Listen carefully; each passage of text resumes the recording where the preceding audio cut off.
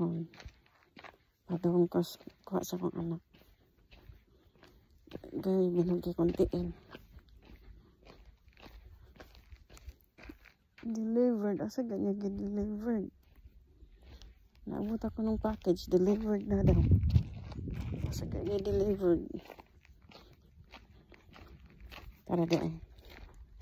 Action na kabalaka. Kaya usahay, pataka na ni silang drop sa package. At to speak kasi drop. Ay.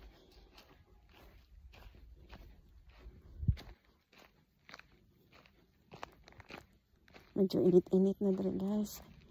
Inibuntag for timbugnawa. Akong tangkong, nagtanom na sa kong tangkong, daot na sa ito.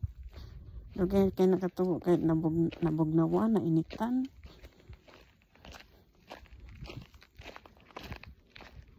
So, kao na itong agay magnabitin agay. Basta nagdagan. Nagdagan ay. Nagdagan guys. Tata-nata. Hindi mo tagaan. Magpalit ito sa ano ang bakit. Hindi kayo na siya nga bakit. Kaya naay ko ang tawag niya. Naay liya. Kaya po na niya.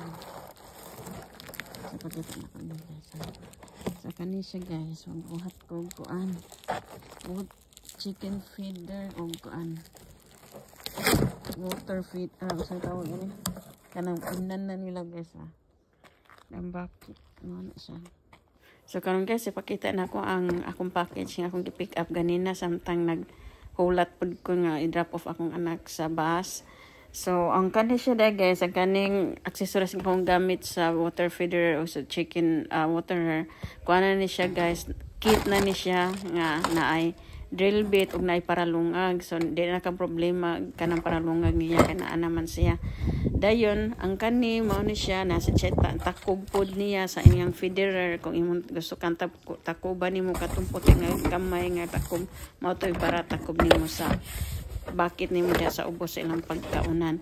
So mao ni ang katong sulod sa package na guys. Ang kani siya guys, ligon kay ni siya nga bakit guys. And nindot siya kana siya ilid nga i-twist ra nimo kay andre man good regular nga bucket is kuan na siya i-clip ra gid kay nimo siya, then usay lisod gid kay iblihan kanang hirapan sa pag-abli. Ang kani siya easy ra kaayo i-open nimo. So karon kani siya food grade ni siya, pwede nimo kanan bugas, flour, mga beans kay di gid siya masudan og humigas guys. So kani ako na siyang gi-open the first time na ako kanang install sama ingon ani man nagibasa. Ako sa ning gibasa ang instruction ani niya guys kung saon ba. So mao ni ang drill bit niya guys kani. Mao na ang yang kuan. So din aka mo problema kung maglungag ka kay naa naman siya. Kung diri ka sa US guys, kung na kay gusto nga mabuhaton mga idea sa i-research nimo sa Amazon, pop up ra gina siya tanan guys, and daghang ka mga option nga mapilian. So of course mamili gid ka ng barato no kay makasave man ka, then sa mamaora man na sa kanang mamahalon pod. Pero kung nakakuan pod nga may uban nga lig-on gid kaayo, kung gusto gid ka kanang lig-on kaayo, so dagit ka sa mga pricey gyud. So karing check guys, nahitabo ani primero gid akong install ani wa na ko gisukod ako nang banabana ba. So sang nahitabo guys kay ubos ra man kaayo bro, nasangyad siya sa yuta ba. So mo na aka-decide kung ako na siyang kanang sukdon gid ba aron kanang makuha gid nako ang sakto niya nga na height. So mo na ako na siyang gipang sukod siya guys kay aron dili ta masayop kay nasayop na ko atong usa. So sa kuan may na lang gani kay duha na akong gibuhat no sa feeder og sa tubig niya. Ang kanto kay okay ra man to siyang lungag siya gamay kay ang kanang ang feeder niya kadako man siya og lungag, so naapas ra nako siya.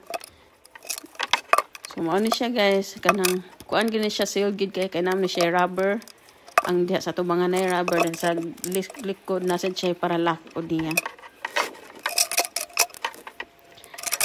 So kung bago pa ka sa akong channel guys, kung interested ka sa akong mga content kana, please don't forget to subscribe, like, and share para ma-share na to sa atong mga kahigalaan guys.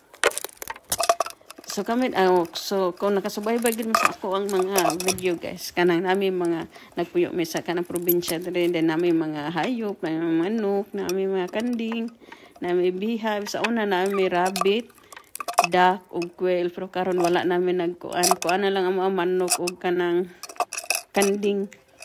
Then nagyapon mi beehive kabang mga kaning bee kanang migrate man ni sila, di gani sila mustay gid sa ilang hive. So karon naglungag na ko guys. So dali ra gid gani nahuman gid ako no mga 10 or 15 minutes ra gyud. So kadtong nakakita mo sa akong mga video sa katong nag-hatch mig kanang kuan katong itlog sa gikana sa mga manok. Then karon kuan na sila kabuok mas 8 siya. Ubay na gyud katong mga inahin mga kuan sad to mga 7 siguro.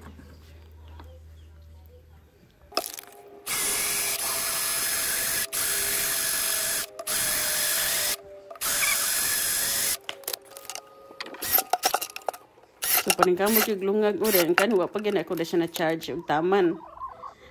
So karon guys may payon na kay mga kuan mga manok.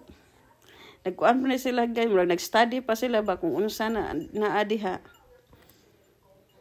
So mas easy siya guys, kay di na ka magsigbreak balik pa sige butag tubig, din kana limpyo pagyud.